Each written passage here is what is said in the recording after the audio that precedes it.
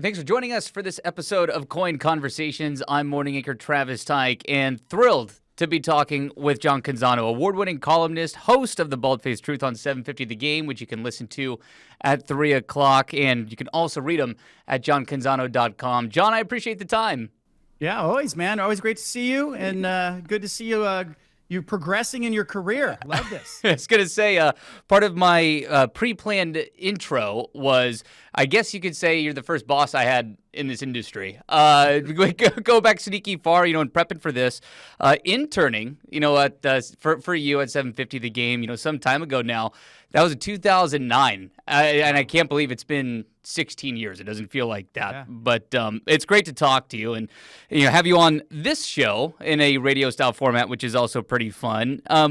What is this lifestyle like for you? Where you're getting ready to go cover Oregon and Penn State. I talked about your award-winning columnist career. You're still working in radio. How do you keep this going, man? How do you keep this lifestyle? Well, they say adapt or die, right? They say that to coaches. They say, I think all of us live by that, and we adapted during the pandemic. We adapted to, you and I both work in an industry, as a lot of your viewers and do, that they work in industries that have changes. I can remember when, I was the first person at the Oregonian back in the day that filed a live column on what was the website, right? And everyone was like, well, if we do that, what happens to home delivery? And we saw social media become more and more prevalent, and that's how a lot of people are getting their news now, or watching their news. And so, I've just stayed really adaptable. And so I tend to think of it more like, we're not that different from those candy stores that you go into, and they've got all sorts of different mechanisms to deliver the candy, from the Pez dispenser to ice cream over there to your traditional candy bars and the bulk stuff. And it's still candy. How you get it delivered is your choice. So I just try to stay adaptable. And I've been writing at johncanzano.com and loving that. I'm in a good working relationship with my readers now that is more direct. I always tell the readers I work for them now, which is refreshing. And then the radio show, the footprint of the show has just expanded in southern Washington down to the southern tip of Oregon, across 7 different affiliates. So I just try to remember that there are a lot of people out there that, and they can choose how they receive my content. And so it's fun for me to kind of be in a lot of different places in a lot of different ways, including on this show. Well, let's talk about the transition from your time at the Oregonian to what you're doing now at johncanzano.com, because, your name was synonymous with the sports page at the Oregonian for 20 years. And then you took a different path. And why make that decision? And was it scary, to try to blaze your own trail with this johncanzano.com endeavor and Substack? When I went to work at the paper, there were 68 people working in the sports department, and when I left, there were 8. And so it's not the same company, it's not the same business. You're not covering things the same way. You're trying to be a lot of things to different people, and you can't quite get the depth that you once did. And look, I love all the 6 of the newspapers I worked for, but it didn't take me long to figure out that it was an industry that was dying, that had relied upon a stale business model. And I was watching what was happening with Netflix and Hulu and subscription-based services, and really did a lot of work and a lot of analysis into what that transition would be. Like you said, though, terrifying, right? To anybody who's gone out on their own, any small business owner who goes out and goes to work for themselves understands that is a terrifying, daunting thing to have it be on you. Will my readers come with me? Will people still want to read me? I had people at the paper saying, oh, they're reading you because you work at the paper. And you get a lot of that messaging over the years. And, I went and I met with some small business owners who had broken away from their companies, including a window and door guy. I got to give credit to, I sat down with him and I said, what was that like? And he said, it's terrifying and exhilarating at the same time, because you're working for yourself. But it was a really affirming first week when I made the leap, when I just said, it's time, the technology is there. I want to get back to serving readers. I want to get back to chasing the stories that need to be told, writing the columns that need to be told, not chasing clicks and page views and everything that doesn't really have to do with actually serving your consumer. And And when I made that leap, that very first week was so affirming to see just, a mass of people migrate over. My readership is 3 or 4 times what it was when I was at the paper now. Of course, the Pac-12's implosion coincided with my departure, and I was well positioned. But, my readers now extend to Boise, Idaho, and San Diego and Fresno. I've got readers in all 50 states, 168 countries. There are like 12 million people who read me last year at johncanzano.com. And that to me is like, I still get a little glassy eyed when I see somebody who either, subscribes or stops me in the gym or stops me at the grocery store and says, hey, I'm a subscriber. Because what they're saying to me is, hey, I believe in you. I read you. I'm with you. And I think the media industry in general has lost a lot of that charm. And so it is nice for me to walk around the stadium and bump into people, Duck fans and Beaver fans and elsewhere, who say, hey, I read you. I'm in this with you. And it's a cool thing for me. Did you ever consider, was there ever a moment, because I'll throw this on the TV news side, and to your point, I mean, we have seen the industry change so drastically over the last decade plus. Of course, like you said, there's the social media side. We're seeing the streamings. We're on this show now. This is a KOIN Plus only show, right? We're seeing this push, and the industry is changing. And we've seen the staffing levels change. We've seen the reductions. And did you ever consider not continuing on with the sports media field? I know a number of people who have gone the sports information director route or the public information officer route, getting out of what they're doing in journalism and finding maybe a more stable career. Did that ever cross your mind at all? Never cross. I mean, I'm a storyteller, Travis. It's what I do. When I open the mic on the radio show, I'm telling stories. I'm not just filling time. When I write a column at johncanzano.com, I'm telling stories. I'm bringing people with me. When I go off to this Penn State Oregon game on Saturday, I'm not as into like who won the game. I'm into like bringing the reader with me. What is it like there? What's Happy Valley like? What is the tailgate like? What's the scene where people don't get to go? What's the scene behind the scenes? And I love doing that stuff. I love the palace intrigue. I love taking people places they can't go. And I love working for the reader because I never considered anything else. It's just what I do. It's who I am. I'm a writer first. I've done TV and radio, of course, but I done that because, adapt or die. You're watching TV stations now who are more into audio and the written word. The newspapers are all into video and audio podcasting. The radio stations are into the written word. I mean, it's just this amalgam that has happened. But I'm a storyteller. And so I go back to that analogy that I use. Like, is it a Pez dispenser? Is it bulk candy? Is it a candy bar? I've got it. So, how am I distributing that to people? So it really was to me about the mechanism. Like, can I reach my readers directly? Do we need a middleman? Do we need someone in there who says, hey, page views are more important than telling good stories? Do we need someone in there who goes, hey, we don't have the budget to cover Portland State or University of Portland. Can we kind of half bake it? I really think it was interesting too in having conversations with people in the newspaper world. We're watching, they're well aware that business is dying, and they're making decisions that are very short-sighted and very, self-serving because they're just, a lot of decision makers are just worried about getting out and having a job in their next 3 or 5 years instead of thinking about, hey, what needs to happen with this industry? And one of the other people that I leaned on was Mark Cuban. Over the years, I've developed an email relationship where we'll email a little bit, and he'll ask me questions on the NBA, the Blazers in Portland, and certainly more recently it's come up that he had some interest in the Blazers, but I asked him questions about being an entrepreneur and what that's like, and that leap of faith and betting on yourself. And I think that's a very relatable thing, especially for people who are my age. Like, you just get to a point of your life where you go, I'm willing to bet on myself, and let's see who comes with me. And the thing that was just so cool was just the support I get and the support I continue to get from people who are like, hey, I'm here for it.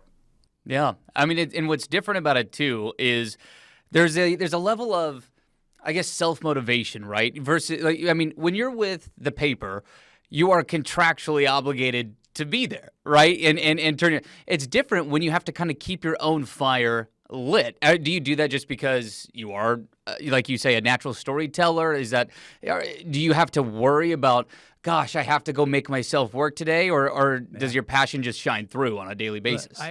I can tell you, I am energized. Like, it is invigorating to do what you want to do, tell the stories you want to tell, get on the plane and go where you want to go. For years, like for 20 years, even more, at 6 newspapers I worked for, I got on planes and left my kids at home and didn't see their soccer game, and I missed it.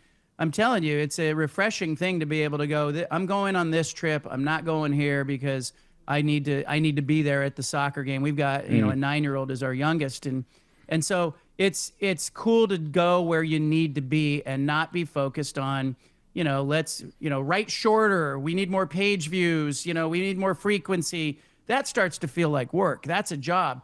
What I love is that I get up every day, and Travis, it does not feel like work. And I wish that for everyone who's watching.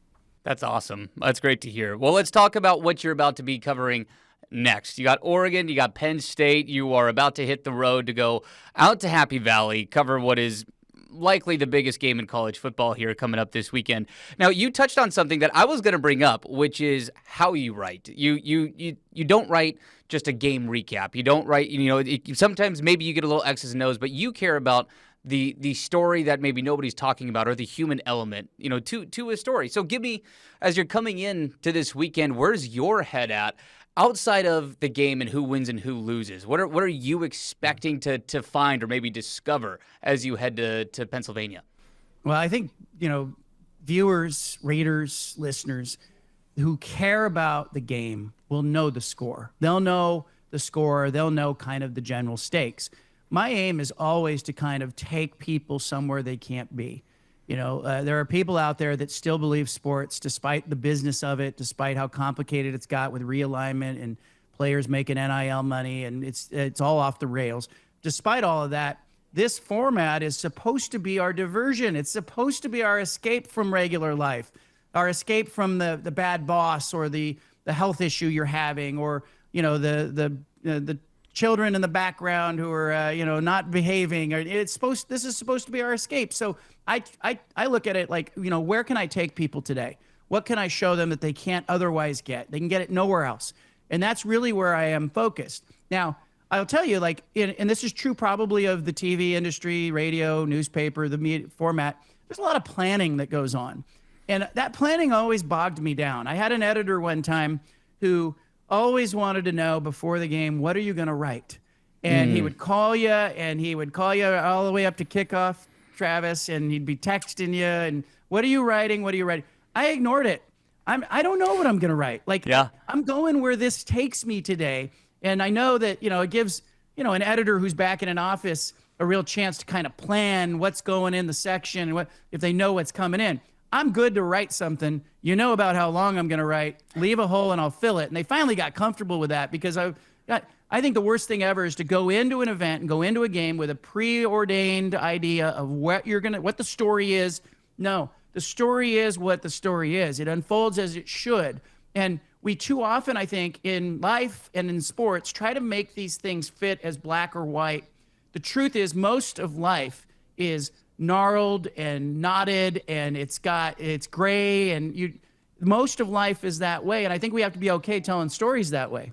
I love that take. There's a conversation that I had. I talked about this on a previous KOIN conversation that I've done, and it was a lesson that I learned in college. One of the few things that stuck with me after journalism school, which is to just listen. It was a class about interviewing, and you can have notes. It's great. I have notes. I've prepared for this. It's great to be prepared, but to listen to what people are saying, to whether it's a game or a story, to go to that story, to go to that game, and just listen.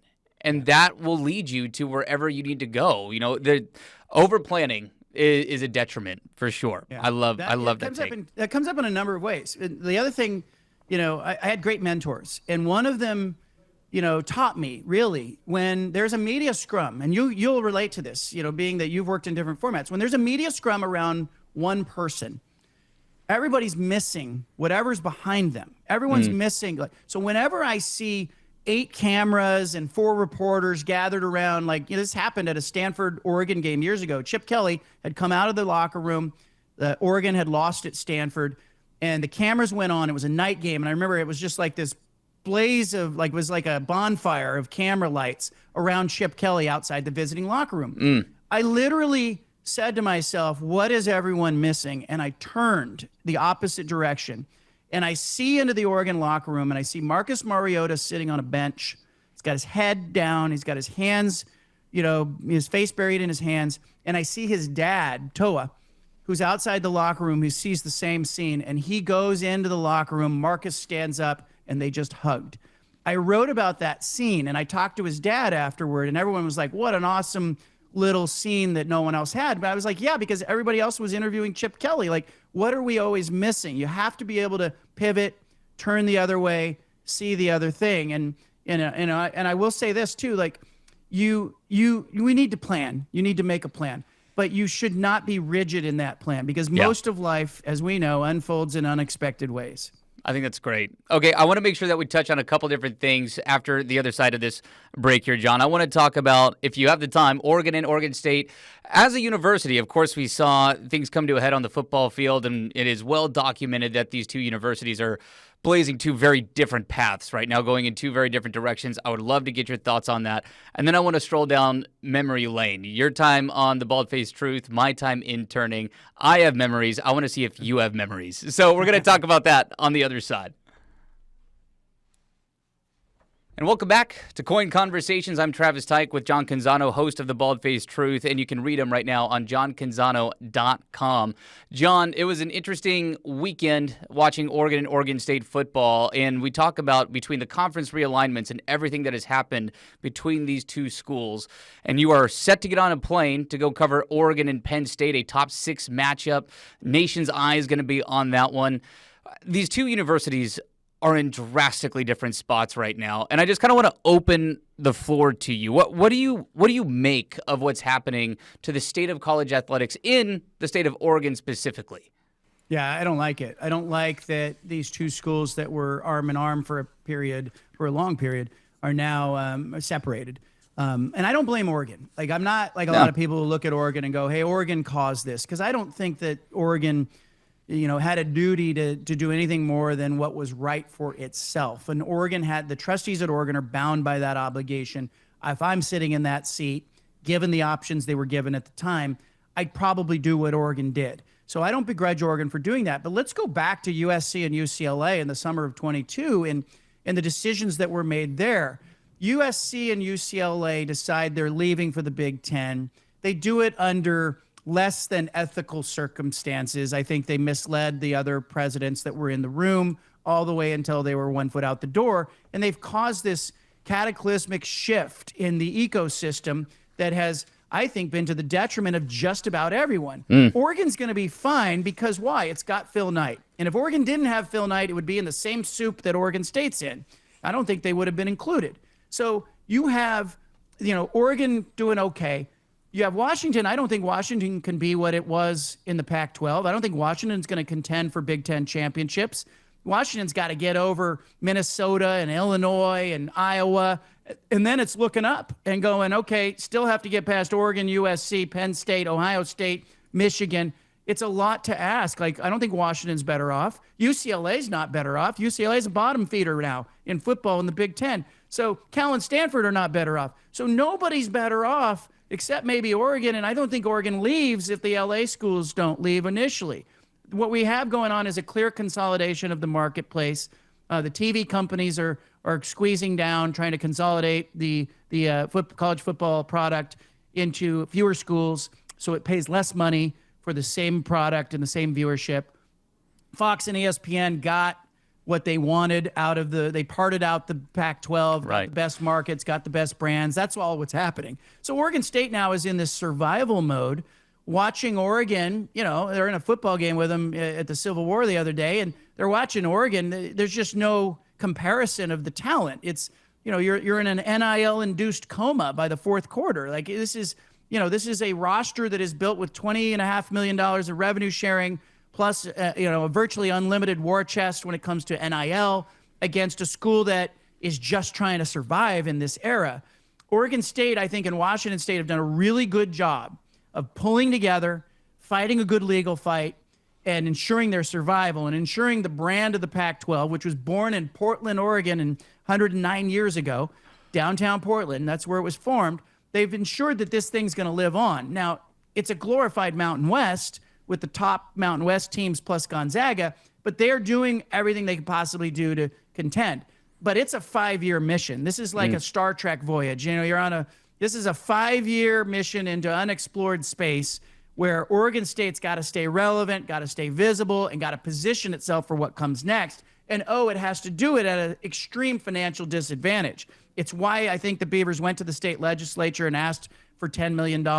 It's why they are, focused on trying to get as much as they possibly can out of this TV deal that's being put together for the Pac-12. But these schools are in very different places. That said, I still support the idea that they play each other for now.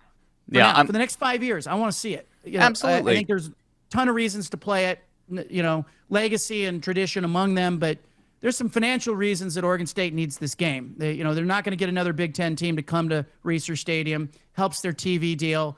They're trying to create the perception that they still are associated with Power 4 schools like Oregon. Granted, Oregon's at the top tier of the Power 4. It's probably not where Oregon State really wants to play. Much prefer to play the bottom tier of the Power 4 because that's where they aim to be. They aim to join the Power 4 and be invited into whatever comes next. But it is a survival instinct at Oregon State. And then Oregon, on the other hand, Travis, this is bookends. Oregon is better positioned than just about anyone to take advantage of what is like the unregulated Wild West. There's no speed limit, and Oregon's driving a Maserati. And so you're really watching two different things happen, and it's sad to me in some ways, and it's fascinating in other ways. Yeah, I mean, I agree with so many points on that, and I want to dive into Oregon State for the exact reasons that you just brought up. Oregon's going to be fine, and we know that for all the reasons that you just listed. But you talk about Oregon State being in a survivalist mode, and I kind of want to ask you two questions here in one, which is one, will Oregon State survive? Two, how difficult is the job of athletic director Scott Barnes trying to navigate this land right now? Yeah, let's start with his job. Look, let's not forget he had a heart attack and he almost died. But while this is all going on, he has a heart attack that he survives that, and to his credit, he's come out of that and hit the ground running somehow. So he has pieced together a schedule for this season that was less than ideal. I talked to him the other day, and he said, I never want to do that for another 100 years. He had to take Cal as a season opener. They had to go to Texas Tech. They don't want to play Texas Tech on the road. They have to because they're trying to get games. They're going all over the country barnstorming this year. Schedule's front-loaded. Created a real bad situation for Trent Bray as football coach, less than ideal. And they didn't play well. They look disorganized and unprepared, but that's beside the point. Like, maybe they should have been playing Sacramento State or Portland State or, a game where they cannot play well and win like a lot of other schools do at the beginning of the season. So it really put them in a really precarious position. I do think they survive it, but the question is, can they in the next 5 years stay relevant, visible? Can they win enough for the rest of the Power 4 to look over and go, hey, if we split off and we do the top 60 schools go and play in an upper division, is Oregon State in that stable of 60? That's the mission. Yeah. Boise State, San Diego State, everybody's trying to get there. So that's the pot that Oregon State's in. That's the predicament. And so I do think they get out of it, but they're going to need help. They're going to need some things to break their way. They're going to need to play well in football. They're going to need to erase the perception of this last 4-game stretch. This did not help the brand to lose the way they lost, and have that gap look like it's just so staggering. But, they've got some advantages, and they've got, they're not in an impossible position, but, it's a long shot right now, it looks like, for them to get back to a Power 4 status. And, but I look at their campus, and they've got, the NVIDIA founder, Jensen Huang, and his wife, both were grads there. Can they get them interested in football? If they can they get them to invest in football the way that they're investing on campus in artificial intelligence? Mm-hmm. I know Jyoti Murthy, the president of Oregon State, I talked to her about this. I said, can you get Jensen and his wife interested in football? And she said, that's part of my job. And so, I think there's a real push now to connect yourself with those kinds of donors and maybe perhaps lure them in and get them interested and excited about what you're doing. Yeah, interesting times across college football, but I think specifically in our home state, it's fascinating, more fascinating than in a lot of other places because of the dynamic that is currently at play between Oregon and Oregon State. Okay, I have a few minutes left, and John, I want to make sure that we get to walk down memory lane a little bit. So I alluded to it at the beginning of this KOIN conversation, but my very, very, very first glimpse at this business was through you. I reached out to you as a 17-year-old, a senior in high school at Newburgh, and my senior project at the time was trying to connect with people in the sports journalism industry. I knew that that was what I wanted to do, not doing the sports side anymore, but still in the journalism industry. And I got to job shadow you. I believe, if I remember right, that studio is off Macadam. Is that right? Off Macadam Ave? That was the original studio. Wow, yeah, way back when. And then you went to the Pac West, in downtown, and that's where I end up interning for you for a couple of years. Did it during the end of my senior year of high school and then drove up during my freshman year of college at the University of Oregon. I have memories and I have bits and pieces that stick with me, but I want to turn the tables here because you're on my show today. What do you remember about me, if anything? And you don't have to remember anything. That's also okay. Well, I'll tell you this. First of all, incredibly impressive that at your age, you were initiating a conversation with somebody who was in a business that you wanted to be in. And that's impressive to me when I see young people do that. I try to answer those emails. I don't always invite people to job shadow. So what I would say is there was something about your overture that told me you were serious about this and that you were mature about it. And, I gotta say, I didn't have that as a kid. And I wish I did. And even as a college student, I didn't have the initiative to go look for an internship in the business. I was still trying to figure out what I wanted to do. And, it seemed so far away and unattainable. So you as a young person, like incredibly impressive that you bridged that gap. And that shows me that either there was someone in your household who advised you and said, hey, this is a good idea, or you somehow had that foresight, because I never developed that. And so credit to you.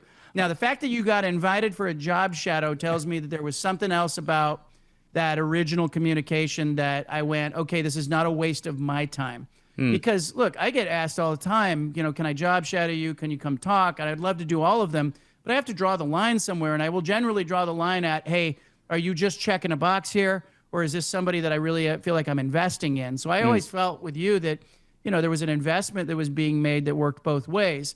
I also think this industry needed bright, smart, hardworking people, and you showed that. And the fact, it's really interesting because I've had a number of people who have reached out and said, "Can I intern?" I had one in particular who jumps out at me. There was a kid who said, "Can I intern?" I said, "Why don't you come down to the station? You can talk to producers. Let's start with that layer." And then the kid said, "What's the address of the station?" You're done. You're done. You're asking me for the address of the station? I didn't even respond. And I thought, well, if you can't find the station, then this isn't as important to you. I had another intern who was around your time, around your era, who showed up on the first day of his internship. He brought his girlfriend, and he showed up wearing a baseball cap backwards and a pair of jeans. And I walked over and I introduced myself. I was polite to him, but I pulled him into the studio and I said, "I want you to go home." I said, "This is not a video arcade. You are not hanging out on a Friday night. We don't bring our girlfriend to work." And I said, "I want you to come back tomorrow and I want you to be professional." That kid I'm still in touch with today. He's an executive who works for Starbucks now. And he still remembers and he laughs. He texts me. He says, "Remember when you sent me home?" And wow.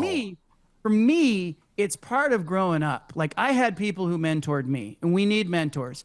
And so I always feel like if somebody is ambitious and young and willing to take instruction and willing to take responsibility and accept a duty, I'm here for it. And so I think there's been a number of interns over the year. I'm incredibly proud, of the people who have come through the radio show just alone. You got John Strong, who's the lead play-by-play broadcaster on Fox, calling Fox soccer coverage, calling World Cups. You have Timbers broadcasters who have gone on. There's a sports agent that was around your era who's now working in the NBA. There's, just a number of people who have come through that show and gone on to host their own shows and do stuff like you that I am immensely proud of. But I would be curious about your recollection. Because for me, it feels like it was about 6 weeks and it's like 20 years, right? I And know. it just goes like this. But I don't know. Was I easy to work for? Was I unrelenting? Was I distant? What? Come on. No, you were great. So this is what's funny is how much of this, like, I'm gonna basically verify a lot of what you just said. I'm gonna validate this because when I first started, you said in an email, I'm not telling you where the studio is because if you can't find it, you don't belong here. So the story that must have happened weeks before I ended up interning with you because but it was a frequent question, and I would tell people, young people who are watching this, that's not what someone wants to hear when they're giving you an opportunity. Like, let me give you the directions. Let me give you the address. Yeah. Yes, tell me what time to be there. Tell me where to be. But, I had Tim Boyle at Columbia Sportswear. He's the CEO of Columbia. I was emailing with him one day, and he said, come over to Columbia, come to the back door at this time. I didn't email him back going, where's the back door? What's the address to Columbia? I was like, I better find the back door. Yeah. And I show up at the back door at Columbia, and there's this older guy who's wearing a pair of shorts and a Columbia jacket. He's standing there. I was just about to ask him, Travis, hey, do you know where Tim Boyle's office is? And when he stuck his hand out and he said, Tim Boyle, nice to meet you.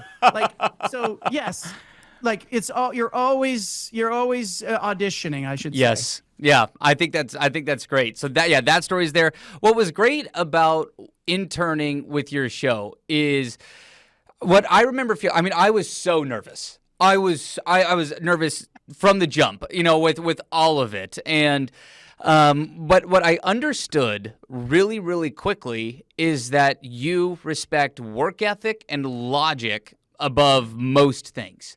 And you never told me that verbatim, but that was, if you didn't pick up on that, you weren't paying attention. Yeah. And so the jobs that I had when I interned for you, most importantly was answering the phones, for the radio show. Occasionally prepping one sheets, so you could have some facts to pull during an interview. And I don't know if this was a specific moment, but something that's always stood out to me was specifically during my freshman year. I was a kid at the University of Oregon. I would once a week drive from Eugene up to downtown Portland to do the show and then drive back down. And then many times, if not most of the time, because this is also before the Timbers, went to MLS, John Strong, Fletcher Johnson, who I just had Fletcher on the show the other day, which was really fun.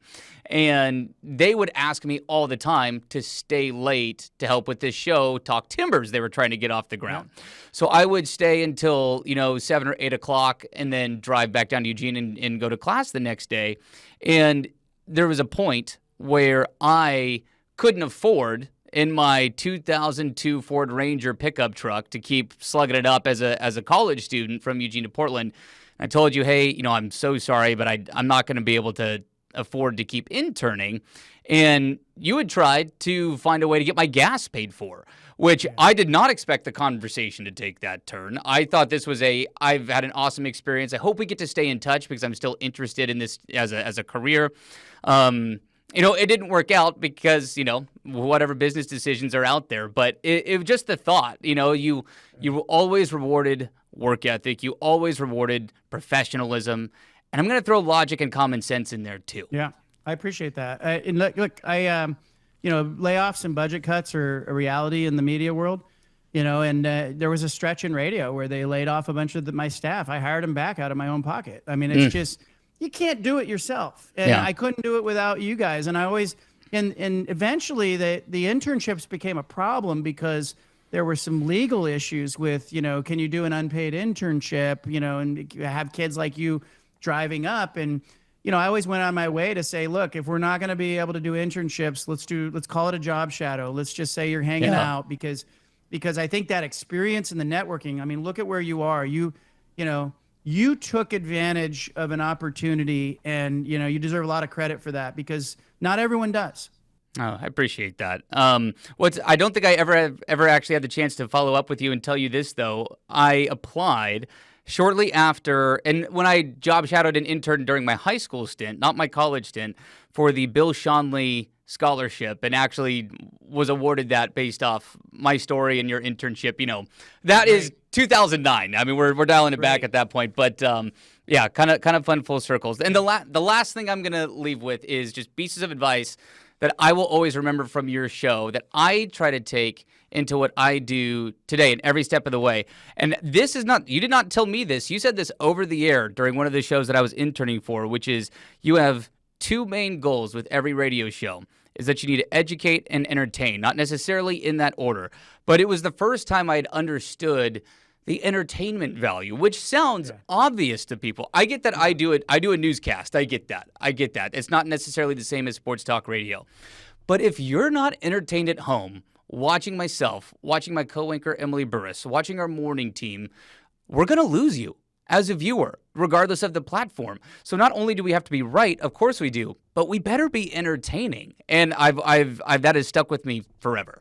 When you bump into an old friend in a grocery store or the gym, and you either have this feeling of, oh, there's so-and-so, I really want to talk to this person, or you go, oh, did they see me? And you go down the other aisle, right?